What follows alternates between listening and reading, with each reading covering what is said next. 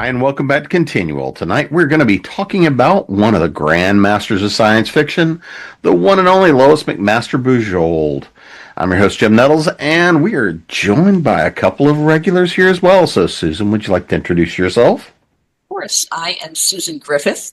I am one half of the writing team of Clay and Susan Griffith. We've written the Vampire Empire series, the Crown and Key series, and now Clay is writing off on his own with some screenwriting for fantasy, and I am writing some more historical romance stuff. So very exciting, and I'm happy to be here today. Nancy? I'm Nancy Northcott. I write historical fantasy, sometimes with and sometimes without strong romantic elements. I also write several different kinds of romance, and with Jeannie Adams, I write the Outcast Station science fiction series.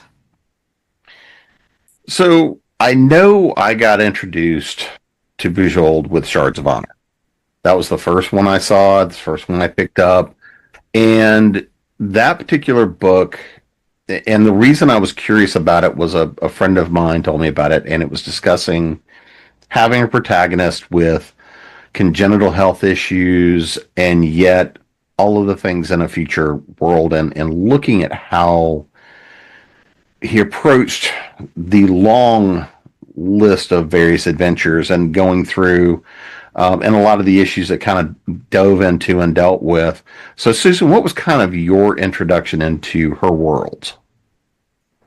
Mine was the Sharing Knife series. I stumbled across that one as a recommendation from a friend who knew I wasn't.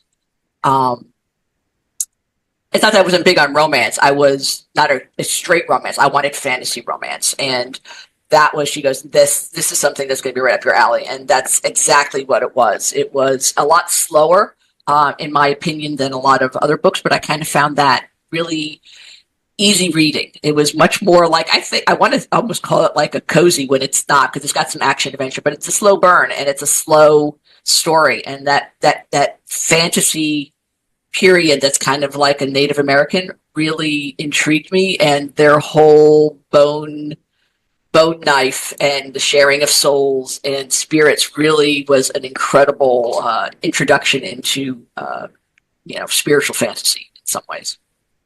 Nancy, how about for you? Well, there used to be this thing called the Science Fiction Book Club back in the days before ebooks. And they had a very clever and I think pretty common marketing tactic among book clubs of the era, in that every month they would send you a slip of paper that said what the selections for the upcoming month were. And if you didn't want them to be mailed to you, you had to check that off and send it back. And if you didn't do that, they would send the books and you were expected to pay for them. And I was not good about sending back the little slip. So that's how I discovered not only Bujold, but S.M. Sterling, as I got books from the Science Fiction Book Club that I didn't expect.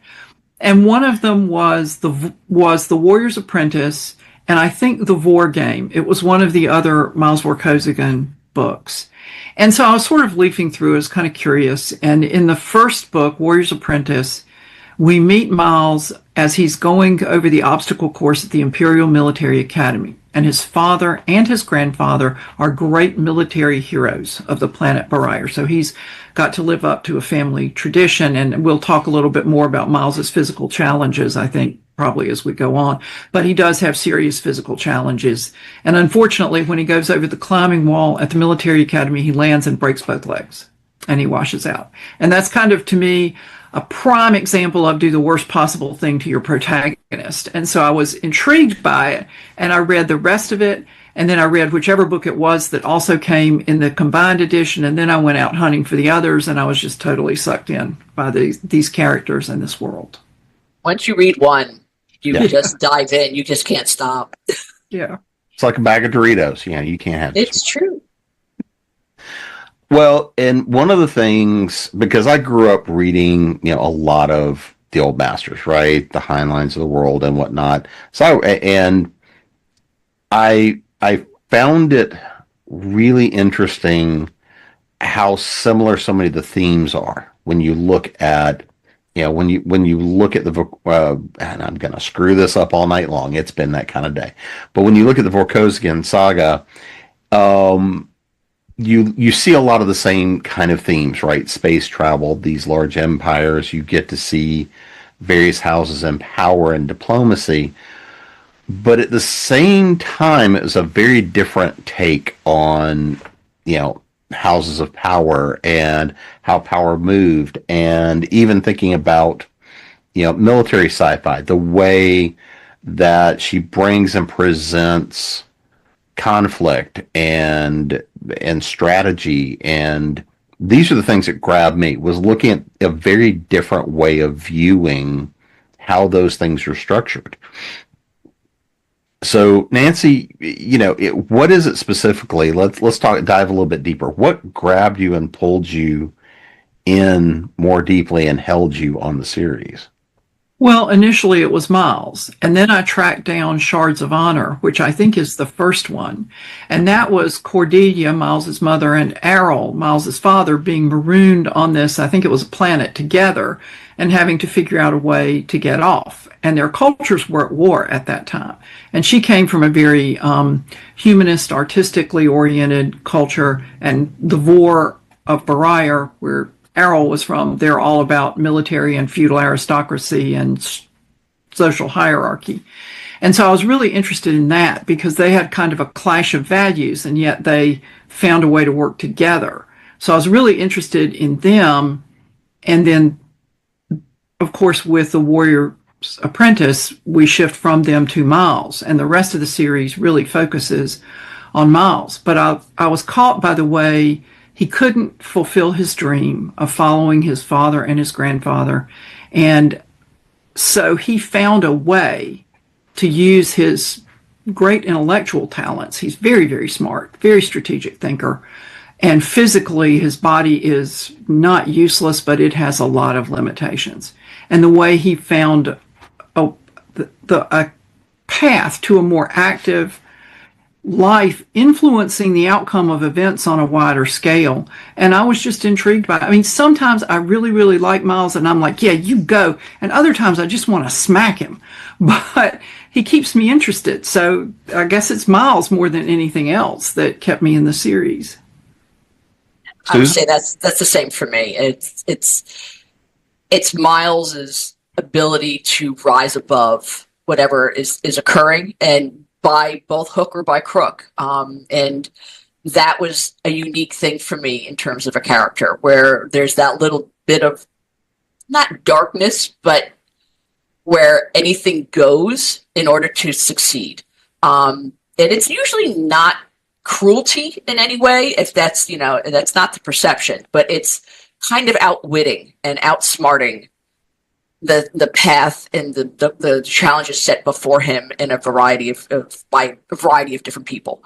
But to see how he goes about circumventing all of that, or charging right through without letting them realize what's happening. And that to me was one of the more intriguing aspects, because again, I'm the same thing with Nancy, is that, you get a character who's straight out of the bat,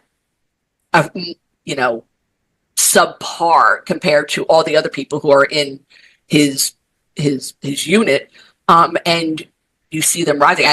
I'm almost getting like a Captain America vibe, like before he makes that change, what happens if he had stayed in that body, in Captain America, and how he had to maneuver and how he had to get through.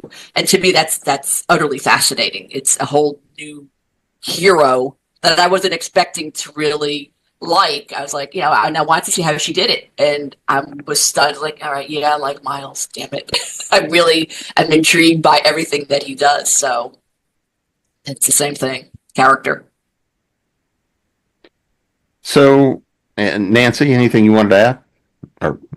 No, just that when Susan's talked about Miles charging through, it reminded me of his slogan for the mercenary company he founded, the Dendari Free Mercenaries, the Dendari Mountains being a range in his father's lands.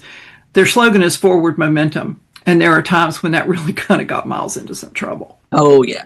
And that's what I like about him. It's like, he's not always doing the right thing at the right time. Yeah. Sometimes he extracts himself by by a whisker, and that to me is exciting. It's to watch how he's going to get out of the situation, because Lord knows I can't figure out how to get him out of that situation, and yet she always got him out. Yeah, and she did it in a way that was believable and made sense. Correct. And unique. I mean, to the point where, not everybody was using those same techniques at that time. Yeah. Well, looking at one of the things that was most memorable for me out of it, and I was trying to look and see which book it was because I don't remember. It's the one where he has an incident on a mission, and basically gets kicked out of the service. Right? It's that moment where going through and it becomes kind of that big turning point, and seeing that, but you see that very human moment of trying to hide it, trying to cover it up, trying to work through all of that after all the health issues, after getting to the points he has, and then still getting kicked out of the service, right? But it's that I'm trying to cover it all up in those moments. So, I don't know who wants to take this one first. Is there a particular scene for you that really kind of defines him? Well, one of my favorite of Miles's stories is the novella The Mountains of Mourning. And in the book, Miles has just graduated from the Imperial Military Academy after his years as a mercenary. And he's very excited about, finding his place in the military at last. And he's coming up from the lake to the gate, and this woman who, by her clothing and her speech and her mannerisms, is clearly from the backcountry, is demanding to see his father because she's owed justice. She has a right to petition the count for justice. And the guard is kind of a city fellow, and he's not sure what to make of this woman. And Miles ends up taking her up to see his father.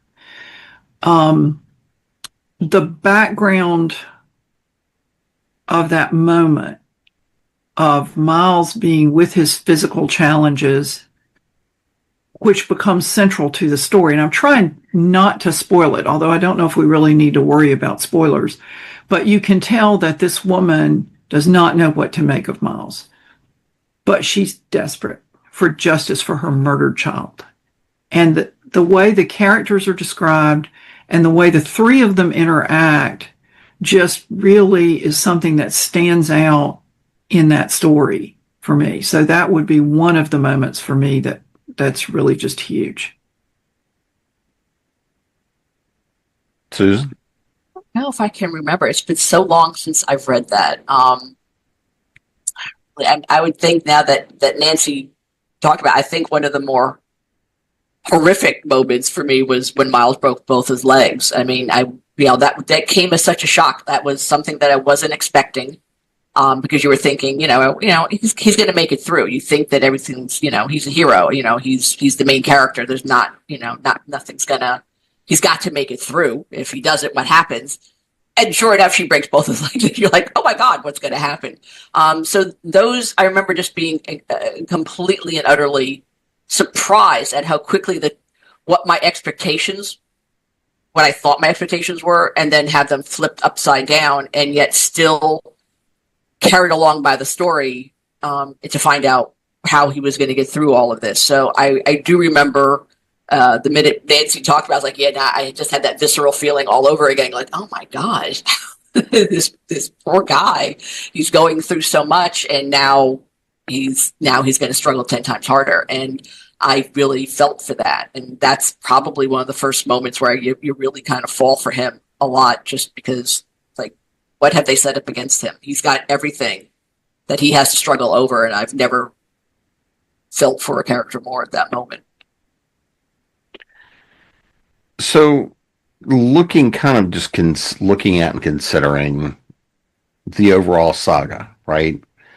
And especially when you can consider how, if you look at other series of the time, or that came before it, you look at the Dune, you look at you look at the Dune saga, you look at some of the work of Heinlein, you look at some of the other works of the period of time that are in that military sci-fi sort of period, where you have these great epic, space operas going on.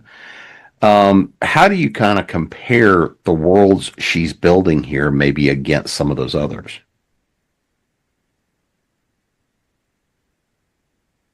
Susan? think of. I mean, I didn't read a ton of really hardcore science fiction back in my day, other than the standards, and even the a lot of it was world building for me. She was building worlds that I had not really experienced at that time, especially with the Forsaken series. I didn't read a lot of that that hardcore political aspect, so to get an introduction to that was really amazing for me to because I'm not a Game of Thrones person. I don't like a lot of politics and backstabbing, but or her ability to make Miles's story compelling in a way that it's more, and I don't want to say he's pathological, but he really has a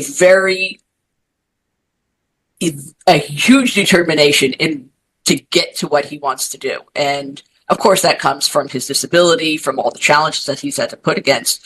But to see him dance within the politics, dance within the military, do all the things that, I've never had to do, that was really unique for me. And again, I think coming from a character who's not a heroic, person that you expect to win and dance and be really smart ass like a James Bond kind of guy. That's not Miles. Miles has got this dark side to him that's, he's very intelligent, super intelligent, almost uncannily intelligent, but he's also got this deeply ingrained prejudice against mutants, and you have to see him struggle through all of that. And I kind of liked seeing that. That's not something you usually got to see in terms of a lot of those kind of themes and stories. So, well, and listening to Susan, I'm thinking one of the differences between, say, Heinlein and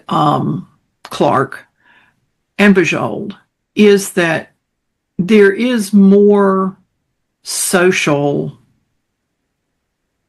and I'm not sure what exactly the word is. There's more interplay with social mores in the Vorkosigan books, I think. I agree. And do you all think? I think maybe this would make more sense if we actually explained Miles's situation. Does there anybody? Sure. Okay. Well, when Miles Okay, well, spoiler alert, put your fingers in your ears until I stop talking if you don't want this spoiled. But when Miles's mother was pregnant with him, his father was serving as the regent of the planet, and she was caught in a terrorist gas attack, and the gas that was used mutated. It didn't really mutate. It didn't affect his genetic structure, but it caused handicaps, birth defects in the unborn baby. And so their decision to go ahead and carry the pregnancy to term was extremely controversial, in part because Barier is a generation away from a nuclear war, and the radiation had caused genetic or physical abnormalities in people. And so in the backcountry, it was traditional that you just killed those babies because resources were so scarce, and to give them to someone who was never going to contribute, they just killed them. And so one reason Miles's parents never had another child was so that there would be no talk of supplanting Miles as his father's successor, which would have been a very realistic possibility. And I think the fact that she set Miles up the way she did caused more consideration of social issues and whose place is what in society, and a kind of a questioning of the aristocratic hierarchy on Barier, because for me, I think all that radiates out from Miles and from his parents because of Miles. But I don't know if you all would see it the same way. I kind of do in that regard, that I think, the way the society was, that most people wouldn't have given him the backing. First of all, I don't think he would have made it to term. I mean, and I think one of the things, it wasn't really the poison, it was a side effect to the poison. That's what got Cordelia. And so they actually had to take him out of her, if I remember, and then transferred to some sort of machine.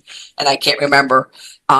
and all of that was when he was severely affected by all of that. But the thought that he would have never made it. First of all, if he had it, if it had belonged to anybody else. Correct. Yeah. So, but because they were devoted to him and made sure that he had everything that he needed to succeed, because he was highly intelligent. He had the mind. He just didn't have the body to go through with what a normal person would have been able to do. So I think you're very spot on in that regard.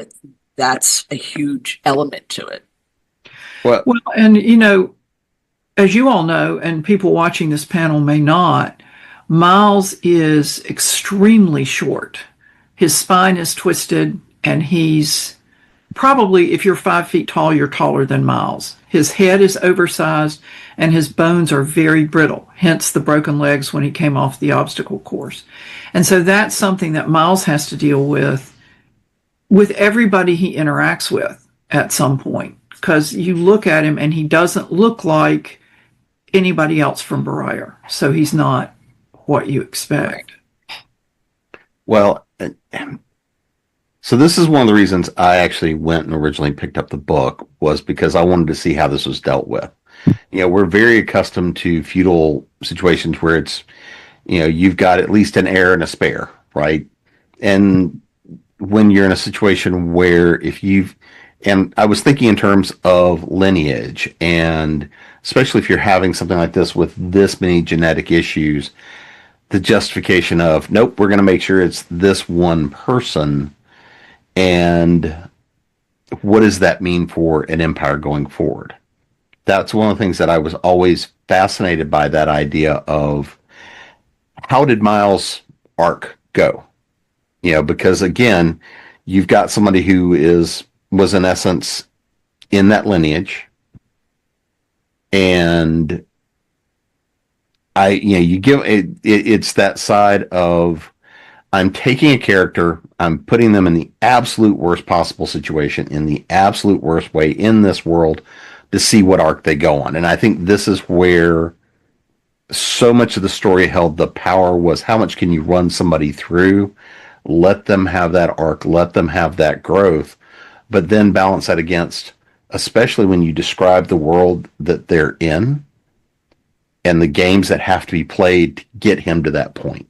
And that was one of those things I always found interesting, but also as a writer and some of the other, cultural studies and all the other things, going, what's the likelihood here? And because there are some times I will absolutely say that there's aspects of the story that, as the culture, the way it's written, if your leaders are bucking the norms that hard, you're presenting strength for this generation, but weakness going forward. Well, and if you all remember the book Mirror Dance, some people got hold of some of Miles's DNA because his genetic structure is not mutated. It's his body that's affected. Mm-hmm. Right. And they grew a clone of Miles with the idea of supplanting Miles with this clone. And the dynamic between the clone, whose name is Mark, and Miles is really interesting. And it's in that book that they discuss in more detail Errol and Cordelia's decision not to have another child. And it's, if I remember correctly, Mark actually envies Miles, because Miles is legitimately born to his parents, created by them because they wanted a child, and he's kind of a devious plot gone wrong that they've ended up with. And once again, it's the way the characters interact and the way she explores the characters' internal conflicts and motivations that, for me, makes that book really interesting. I mean, they talk a lot about the mutations and that there's such a fear. And this goes back to the very first book, I think it was Falling Free, where, people were, I think they were called the Quaddies. I think Nancy reminded me that they were called Quaddies. And they had different, they had like 4 arms, but they were bred to be able to exist out in space and do the work that is required of them. But there became such a ingrained fear in the later books that, people were women were afraid to carry their babies to term because, there was a chance they were basically putting them in replicators or something, uterine replicators, I think they were called, to try and make sure that they remained mutagen free. And I liked all of that. That was a whole new social aspect to the books that I, again, wasn't expecting. And Miles, again, is at the forefront of it because, there's some people thought he wasn't, had mutations and he didn't. It was because of the side effects of the attack that actually changed him, but it was more on a cellular level, not on a mutation level.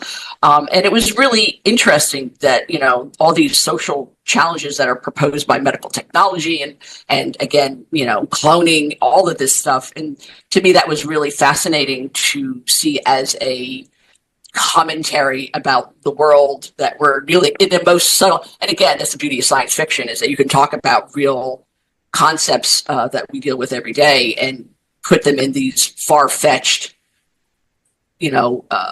novels, and yet you're still talking about it, and you're still being forced to think about what that means for a society to have to face that kind of things. And what are the quaddies really people? They're doing the work. They're and we're talking, in dangerous work. It's not like it's are they expendable? How do they feel about it? How does the world themselves feel about it? So I love that kind of talking about our societal problems in a much more unique way. Well, and if I remember right, that came out about the time some of the cloning stuff was going on with Dolly, and I don't know. Could be. Somewhere, I want to say it was all about that time, and we saw that, and we saw, we were seeing some of those notions of cloning and that flowing through, and I think that that's an interesting timing as well, using some of that as inspiration, if I'm remembering that correctly in the timing of it. But, so, to kind of put a bow on in terms of the saga, looking at the familial arc, right? When you go from parents all the way going through multiple generations and that generational legacy, again, it's that idea of, as writers, the story ends wherever we stop. It's not that the story ends, it's the story ends wherever we stop. And when you get to see an arc running that long, you get to watch a lot more about how characters develop over time and the repercussions of actions and lifetimes as that builds up. For you, what does that generational notion look like to you in terms of story and how she spun the story? I don't know who wants that one. I'll start. Excuse me.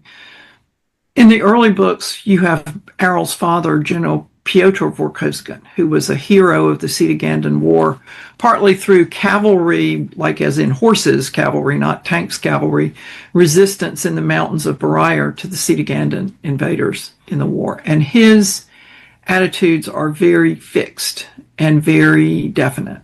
And they do not include having children who have been adversely affected by gas inherit his title. Then you have Miles's parents, who are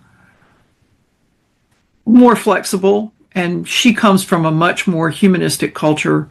He comes from the more traditional background, and so you see them kind of negotiating how they personally are going to deal with the competing values they have. And then you have Miles, who's the product of both of them.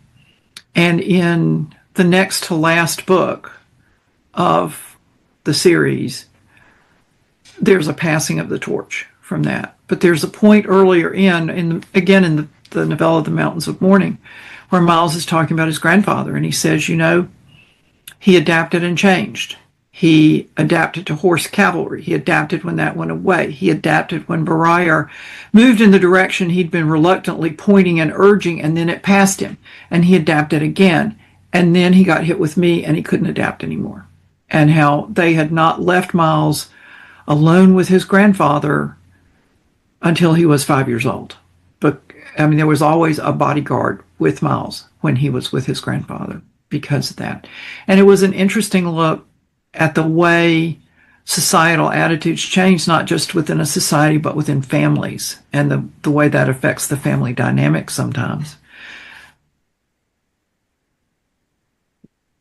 Yeah, I mean, I was never one for that kind of sweeping generational thing, but the characters themselves, the sense of family, the sense of, I'm not, like I said, I'm not a big Game of Thrones fan. I'm sure that's people are gasping, but I'm not either, for what it's worth. That kind of malevolence and deviousness that goes with politics, that goes with the this kind of hierarchy, was never anything that really intrigued me.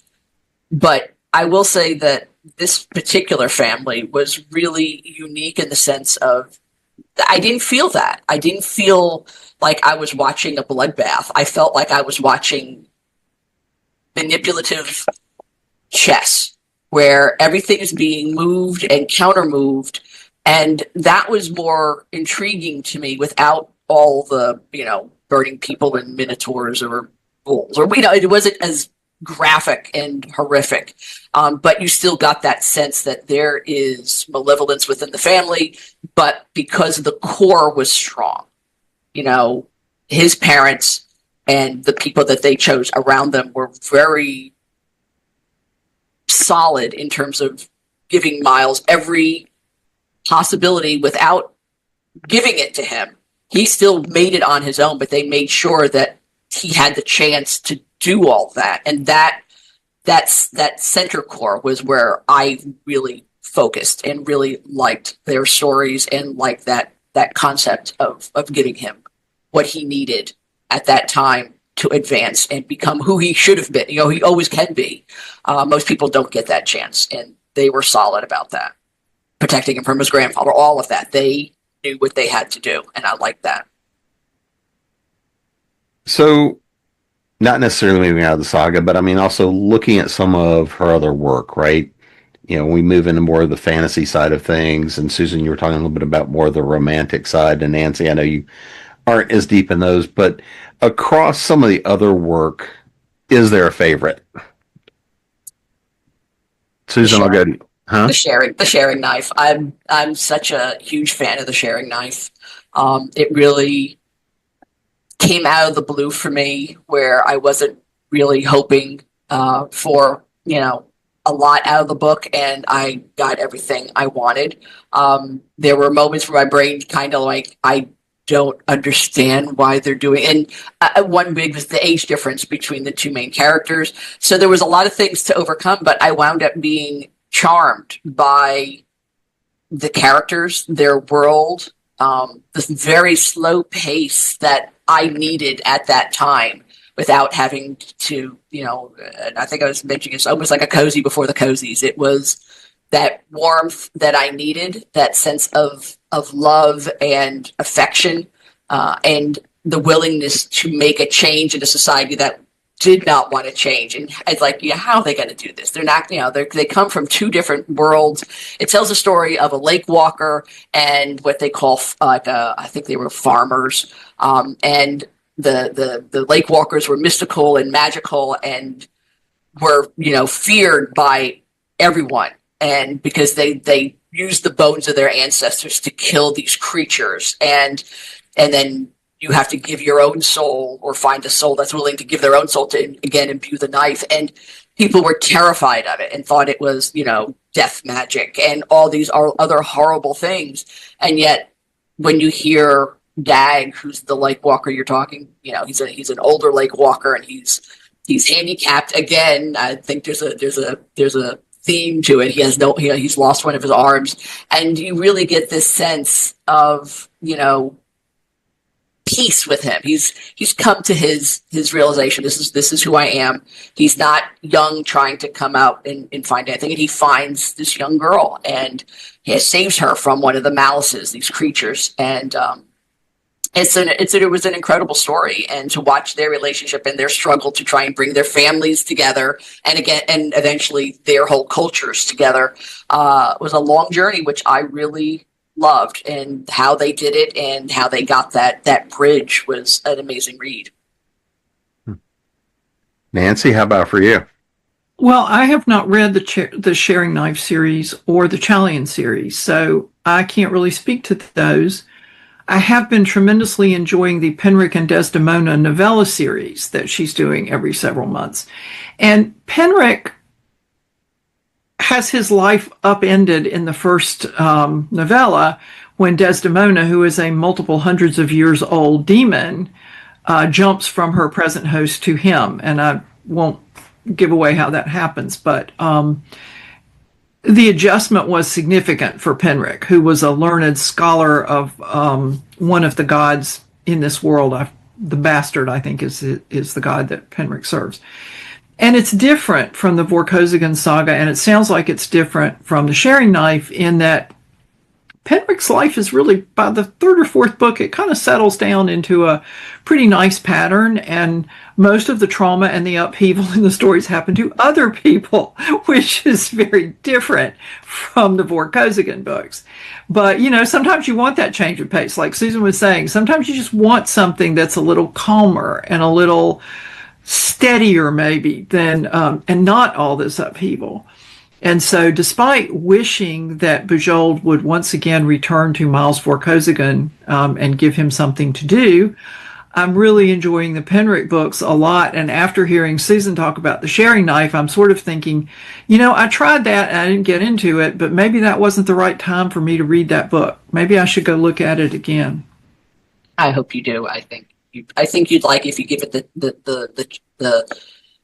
a longer breath. That's the only thing. And again, we're in such a world where fast-paced action is the thing. And don't get me wrong, I love some fast-paced action, but there's times when I really need it. And I know that book came at a very important time. That's when my mom was sick, and I didn't want the action. I wanted this slower pace. I wanted to let a book breathe and learn and spend time with the characters without having to rush from action, from moment to life-threatening moment. I just wanted to see how they lived. How did this culture survive? And the same thing with the Penrick books. I really enjoyed those as well because it was a different pace and the characters were unique. The whole thought where the demon originally was like in a fox or a lion, and how all these concepts that these layers of, and not demonness, but I guess it is that these different ways these demons have garnered over 200 years. And then suddenly they get to sit there and chit-chat with this learned scholar who found him quite by accident. I loved all of that. And you get to learn how he adjusts and how the demons adjust, how Desdemona adjusts. And I love the fact that there's so many different voices within Desdemona, because she's also had a lot of other lives and a lot of other things. So there's a healer in her. There's a chaos in her. There's all this other stuff, and you get you're having a multiple personality come to life before your eyes, but they're all interesting. They're all fascinating individuals, and how all of that kind of makes up a life was a unique twist to me on how that happened. And I loved all the stories. There's some action in Penrick. Don't get me wrong. There's plenty of actions. There's pirates. There's all kinds of weird stuff going on. There's plagues. There's so much going on. So it's really fascinating to see unique perspectives on how they're going to deal with this, and how they're doing healing, how they're doing fighting, how they're doing chaos, how they release the chaos. You can't keep it in you. Once you're casting these kind of things, you've got to let the chaos out, and it's really kind of fascinating to watch how that works. Well, and all that kind of goes to, I think, part of the reason that I find her so fascinating as a writer. We've all heard the whole thing of, well, find your niche, find your genre, and stick to it.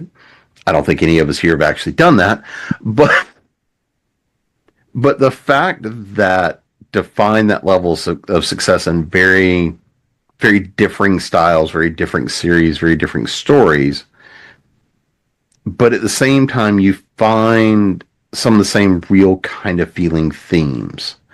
You know, we see, you can see some of the through lines where she as a writer is kind of on her own journey. What's she doing? What's she exploring? How's she going through and developing these worlds, doing very stylistic world building and storytelling and creating these characters. And that's one of the things that I really find fascinating is being able to create that across multiple genres so well, so successfully. So I don't know what thoughts do you guys have about just her career wise and being able to move through very differing genres and very different styles of storytelling. It's easy now. I mean, I think a lot of us, I mean, not super easy, but it's more accepted now for writers to bounce between genres. Nobody's held as strictly as they used to be. And I think she was one of the major successes of being able to bounce between the different genres. And I found that utterly amazing. I mean, I think she started out with fan fiction, then she did a little bit of science fiction, and then she made it with the Force again in a world dominated, men dominated genre for a good portion of the period, and become beloved by both men and women, which was huge. And then to be able to bounce back into fantasy, then back into, you know, just so many different areas from romance to everything. And that she still had that ability to tell these remarkable, unique stories and unique views, using, you know, handicaps, using, you know, prejudice, all these major things, these major themes that resonate within our society, and be able to tell them in multiple ways. And people found them just as relevant and just as interesting to want to read is a testament to how skilled she is in keeping that on her docket, like in every genre she could touch. Yeah, and it's, you know, as Susan was saying, you can do that now. But when the only option was traditional publishing, I once heard a New York Times bestselling author, who I don't have permission to quote, so I'm not going to drop her name, say that if you are, and this was years ago, before e-publishing and independent publishing was a thing, she said, if you establish yourself in New York as Raisin Brand, they don't want you to go be cornflakes. They don't like that. And I think one thing that may have worked in Bujold's favor is that she was very well established as an author with the Vorkosigan before she branched out into fantasy. And I think there was a readership who liked the way she dealt with characters enough to follow her and at least try it out, and then liked it. Just my guess. I think that's true, because I think women tend to want to read the fantasy, and she's very character driven. I don't think a lot of people, you know, recognize that it's not really the world as much as it is the characters. You know, you come for the world, but you stay for the character, and the characters are what drives you through. And I think that ability to be able to take those characters, and because she had the chops to be able to branch out, but people came for the characters, and that's why they went with her wherever she went.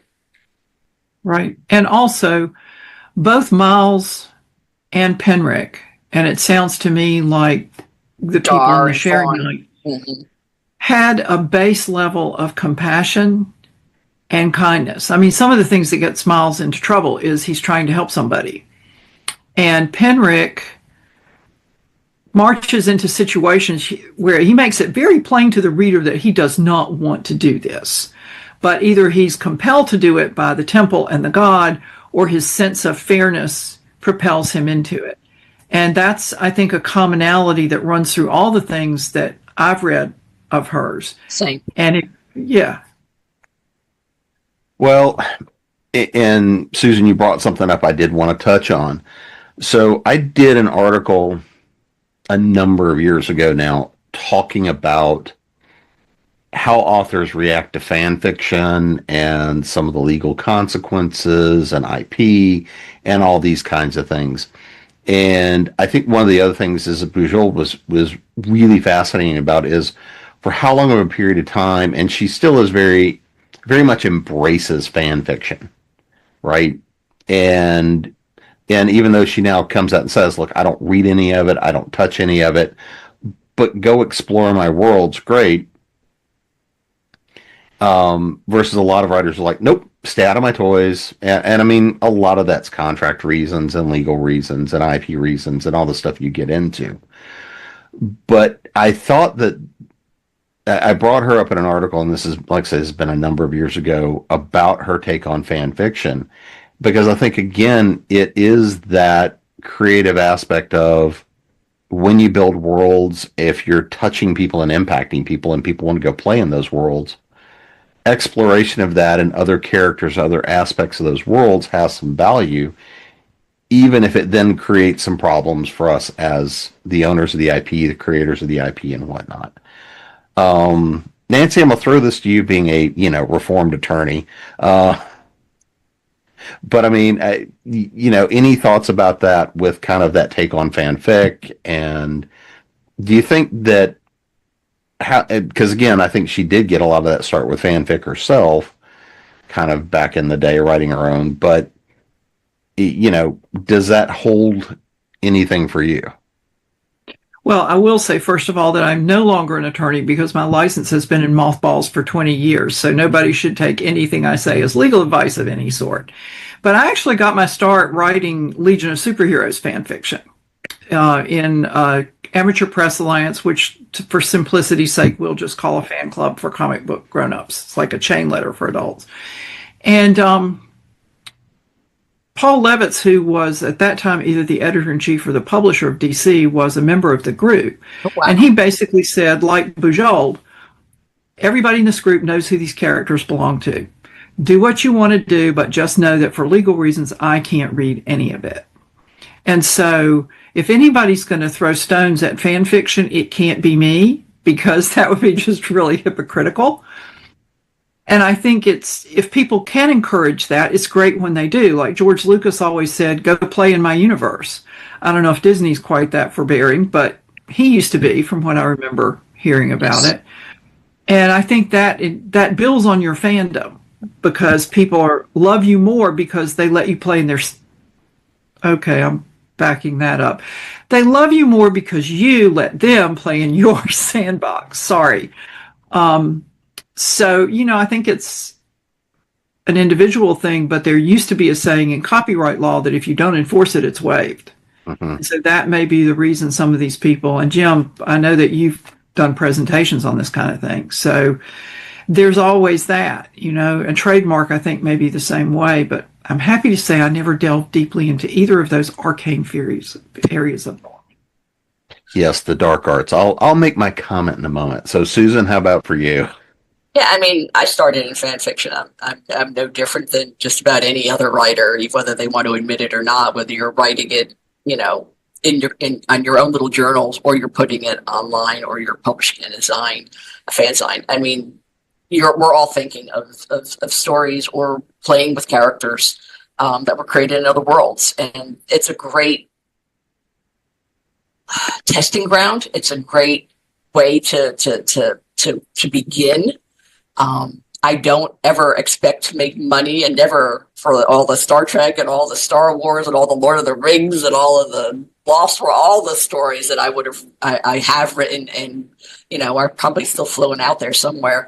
I would never think of trying to make money off of them. They were just tests for me to see if I could create great characters and take stories in new directions. And I think that's fantastic. And yeah. I mean, if somebody was writing Greyfriar fiction or Crown and Key fiction, I wouldn't care. I'd be happy. I'd be thrilled. I wouldn't read them.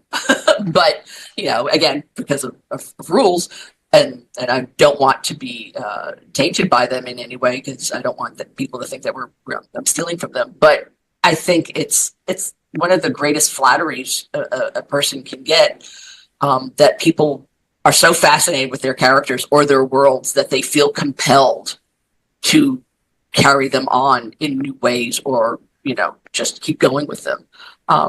So yeah, I totally believe that there is a value to it, and I love the fact that Bujold had the same upbringing as some of us.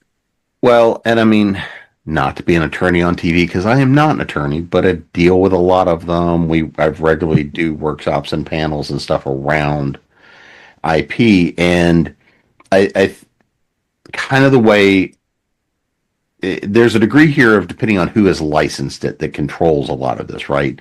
Because if you have sold your rights, you've licensed your rights, your publisher has a lot of that control. But if it's yours, you've done the indie publishing path. Well, that's much more up to you as to what you do with your property. But there are definitively risks to giving permission to people to write and play in your sandbox. One of the things I've said is if you're going to do that, write the rules and publish the rules about what people can do. Usually it's if you're going to let people play in your sandbox, don't let them play with your main characters. Because the big risk there is not necessarily that you're going to lose your characters, but if you happen to be working towards something and somebody has written something in the fan fiction, we all know there's only so many stories, and if you've really developed those characters, a lot of the time people will see where things are going and they want to see if they're right. Well, you get into trouble because all of a sudden somebody says, well, they stole my idea. We all know. Well, I don't say we all know. When I teach workshops, one of the things I frequently have done, and I think this is part of the reason I think this is useful, is that notion that I've stood in the front of a workshop and said, yeah, here's the book I'm working on, here's the characters, here's the plot, here's the arc. Doesn't really matter. I've done that because everybody in that room could go take and write that story, and it's not going to look anything like what I'm doing or what I've done. And fan fiction broaches that because if people are writing in your framework, they're going to butt up against that. You can't help it if you've built that arc, that world. You're naturally pushing in certain directions. So, but I embrace that because that is another way of growing your fandom. It is a way of celebrating your fans. And ultimately, I always look at readers and writers when they are reading a work. That's an act of co-creation. I was on a show last night and we were talking about some of this notion of co-creation, where the experience of me as a writer, the way I craft it, what I see, what I visualize in my head, and the stuff that never makes it to paper, that story will never be seen or read exactly the same way as it plays in my head, right? And as readers go through and they consume the work, they're going to be putting that up against everything they've ever seen, they've ever read, they've ever done, their experiences and everything else. So the way they experience it will never be exactly what's in my head. And I think that fan fiction gives people an opportunity to explore worlds and things that have impact and influence on them. I think that was a really long-winded way of saying something. It made sense. But, I remember Marion Zimmer Bradley used to do those Darkover anthologies. And I was at one point in time a subscriber to her fantasy magazine. And she stopped doing them. She said because she had a story, and each issue, if I remember correctly, of the Darkover anthologies had guidelines for what was to be in that issue. But somebody had sent in a story that was not exactly like, but similar to the story she had under development for a book. And the publisher said, we can't publish the book. It's too similar. And this came and you read it. And that's what I heard. That's my vague recollection that's why she stopped doing. It wasn't Darkover anthologies. It was Sword and Sorceress. I don't know why I got confused with it. But anyway, she stopped doing the anthologies because this story came in that was too similar to the story that she was working on. And that was the end of that book.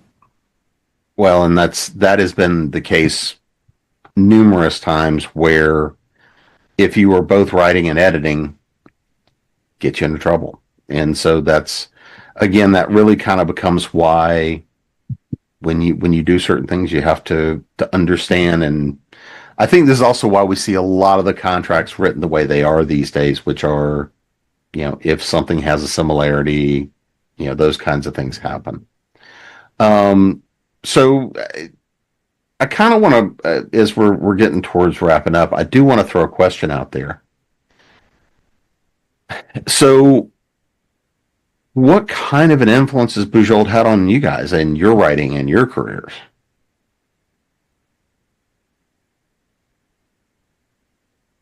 Do I have to flip a coin?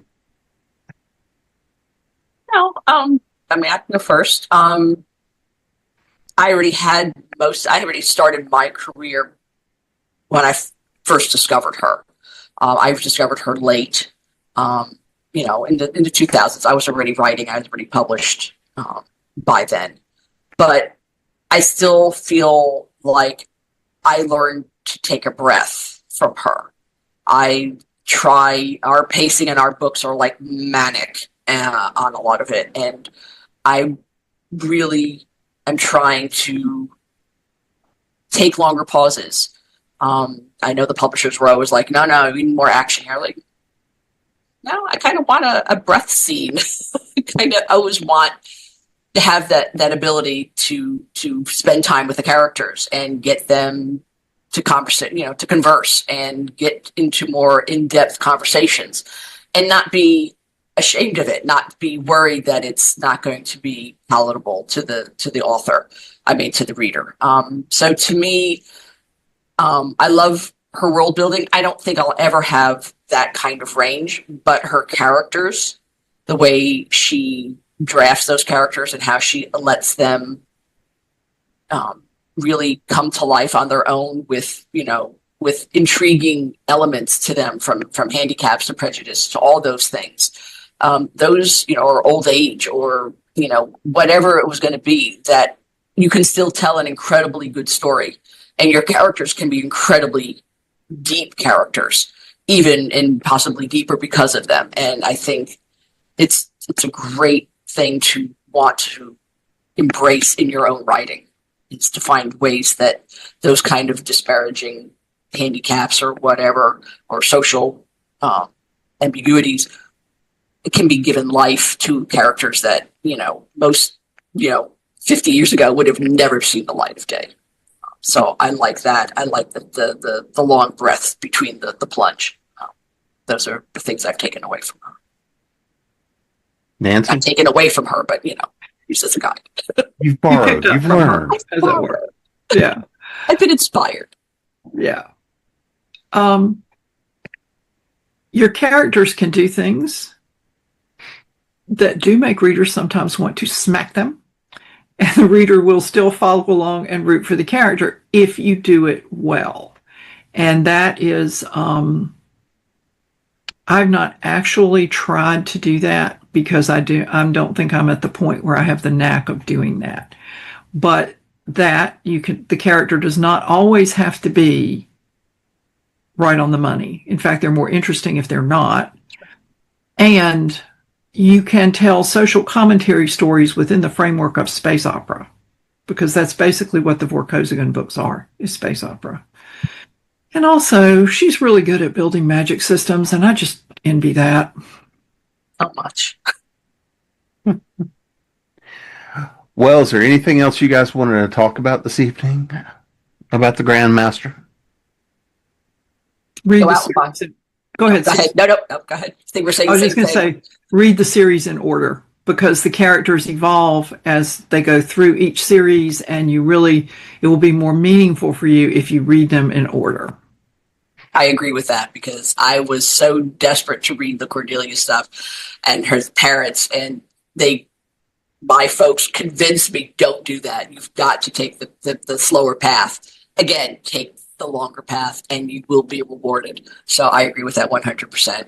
I was much more rewarding, I think, than jumping straight in on those. I